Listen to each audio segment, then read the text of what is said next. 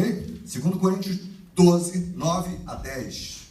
Aqui falou o seguinte: então ele me disse, a minha graça te basta, porque o poder se aperfeiçoa na fraqueza.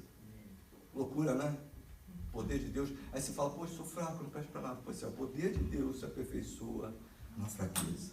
De boa vontade, pois, me gloriarei nas fraquezas, para que sobre mim repouse o poder de Cristo. Pelo que sinto prazer nas fraquezas, nas injúrias, nas necessidades, nas perseguições, nas angústias por amor de Cristo. Porque quando sou fraco, então é que sou forte. Você parar e pensar, isso aqui é uma loucura. Como é que o cara vai se gloriar nas suas fraquezas? Sabe o que é se gloriar? É se vangloriar, né? É se alegrar, é ficar envaidecido, não tenho fraqueza mesmo, que maravilha. Mas eu estou falando, gente, que isso, ele estava se vangloriando, ele estava se achando o cara porque era fraco, porque tem gente que é assim.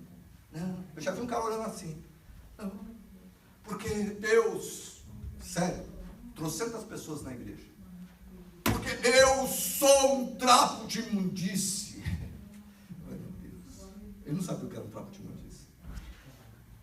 Trapo de imundície, antigamente as mulheres que são mais velhas, ou que pegaram uma fase onde não havia absorvente íntimo, sabe que as mulheres usavam um paninho, não é? Certo? Todo mês tinha que ter um paninho, uma fraldinha. E colocava aquela fraldinha e depois tinha que lavar aquele troço, né? Então, todo mês era isso. Não tinha mod que pegava e jogava fora. Aquilo era o trapo de imundície. Ok? Então, quando o cara fala que é um trapo de imundície, ele está falando que ele é um pano menstruado. Só que você leva esse conceito judaico, onde a menstruação era algo que trazia imundície. Era feito como imundície. Uma mulher menstruada, se ela sentasse nessa cadeira, ninguém podia sentar nessa cadeira. Porque se alguém sentasse naquela cadeira, se tornava imundo. A mulher menstruada, ela não podia ir no templo. Ela não podia ter contato com as pessoas. Ok? Então, quando o cara fala que é um trapo de imundície, ele está falando que ele é o quê?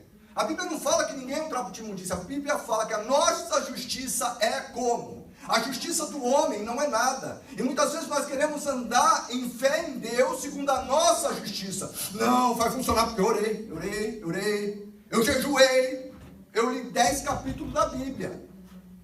Entende? Então você acha que a tua justiça que vai fazer? Não, a tua justiça não quer dizer nada. Mesmo por mais perfeitos e irrepreensíveis que nós sejamos, nós temos que ter a justificação em Cristo Jesus. Nós precisamos estar em Cristo, e é nele, por ele, para ele que nós vivemos. E aqui Paulo, ele está colocando, quando ele fala assim, gloriar nas suas fraquezas, porque ele podia entender que através delas, mesmo que fossem perseguições ou angústias, aquilo sempre, através do poder de Deus, ia se transformar em uma vitória. Aquilo sempre, através do poder de Deus, ia fazer com que ele pudesse superar e o nome de Deus de alguma maneira fosse glorificado. Então o problema aqui não era a fraqueza, mas a fé depositada em Cristo. Aqui ele não estava se gloriando, porque não importava só o que ele era fraco, mas importava o tipo de fé que ele tinha. Uma fé firme em Deus, de saber que Deus não abandonaria, e mesmo que aparentemente ele tivesse que continuar com aquilo, mesmo que em algum momento, algumas coisas você vai ter que suportar durante a tua vida, às vezes Deus permite isso para que nisso nós possamos ver Deus glorificado através de nós. Para que nisso nós possamos entender que Ele trabalha em cima de pessoas e vasos imperfeitos, mas que a perfeição dele é suficiente. O amor dele é suficiente.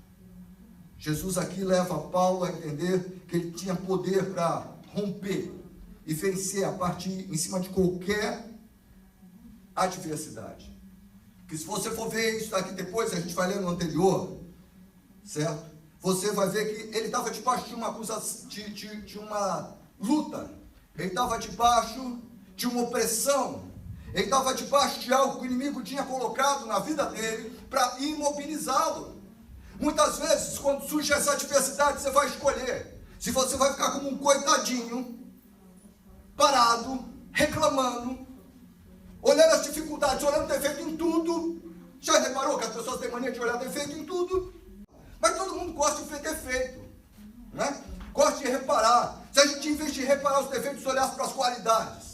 Se a gente, em vez de olhar para os pontos fracos, olhasse para os pontos fortes. E não tem ponto mais forte na nossa vida do que ter Jesus na nossa vida. É ter Ele presente em qualquer momento. É ter um Deus que você pode orar para Ele, sabendo que Ele escuta. E Ele responde a oração do seu justo. Mas eu não sou justo, pastor. Lógico que é.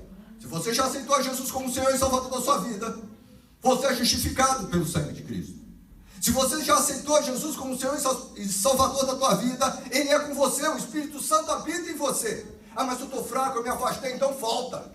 Ah, mas de repente eu estou preso em alguma coisa, então coloca isso na mão de Deus. E Deus vai começar a trabalhar na tua vida, e te restaurar, e te mudar, e te transformar. Não porque o pastor falou, não porque a igreja exige, mas porque o próprio Espírito Santo vai começar a mudar de dentro para fora. Ele começa a mudar, começa a transformar. E aí você consegue romper. Entende? Firmado no Senhor, firmado na sua graça. Ele entendeu quando ele ora ao Senhor, ele vê que mesmo assim não tinha uma resposta. E o Senhor fala, olha, a minha graça te basta. É o suficiente para você. E quando ele entendeu isso, ele consegue caminhar. E ele não precisava ser forte. Ele precisava ter fé e viver pela fé. Não precisava estar tudo perfeito na vida dele. Tem pessoas que acham que para ser um cristão tem que estar tudo perfeito. Não vai estar tudo perfeito nunca. Ah, mas tanta luta, pastor. Sem Jesus você tem mais luta ainda, não tem Jesus. As lutas existem, sempre vão existir. O problema é o que você vai fazer com a luta que vem. O problema é o que você vai fazer com o problema que chega até você. Problemas geram milionários. Problemas geram empresas. Problemas geram portas abertas. Você vai ver todas as invenções, todas as pessoas que se tornaram ricas, todas as pessoas que venceram, elas venceram porque em algum momento tiveram um problema e resolveram romper em cima desse problema. Você vai ver N pessoas que se mataram porque perderam o emprego.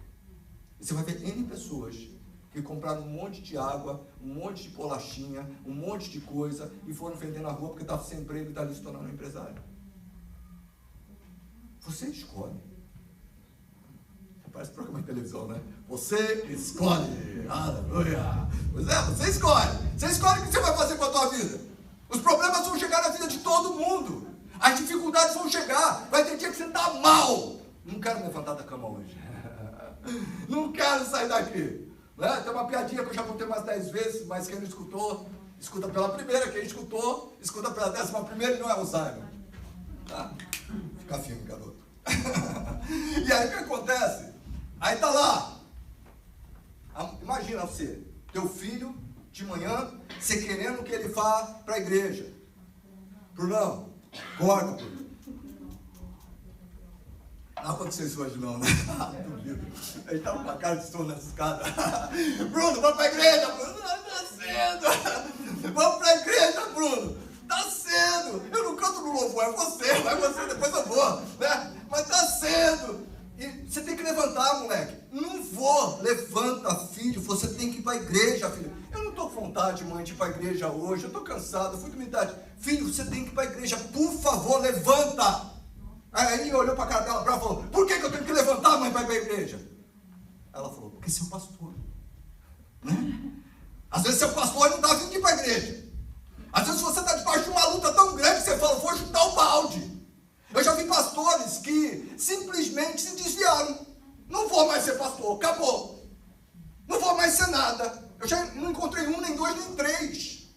Sabe por quê? Porque quando vieram as lutas, vieram as dificuldades, vieram as traições, vieram aquelas pessoas que estão tapando nas tuas costas, mas de repente não é aquilo, vieram aquelas situações financeiras, ou sei lá o que foi. Ele não conseguiu absorver o choque. Ele tirou os olhos de Jesus. Isso é fatal. Por isso nós não podemos tirar os olhos de Jesus.